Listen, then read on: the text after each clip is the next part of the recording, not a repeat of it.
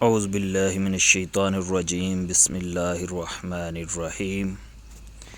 خواب میں پرندہ دیکھنے کی تعبیر۔ اگر کوئی شخص خواب میں پرندہ دیکھے تو عزت، حکمرانی اور زیب و زینت کی دلیل ہے۔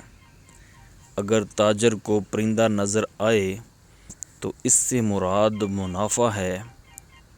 اگر کسی کے اوپر پرندہ آ کر گرے تو اس کی تعبیر یہ بھی ہو سکتی ہے کہ وہ سفر پر روانہ ہوگا۔ اگر کوئی شخص خواب میں دیکھے کہ ایک پرندہ آسمان سے آ کر اس کے سامنے بیٹھ گیا ہے تو یہ اس کے لیے خوشخبری کی دلیل ہے۔ واللہ عالم۔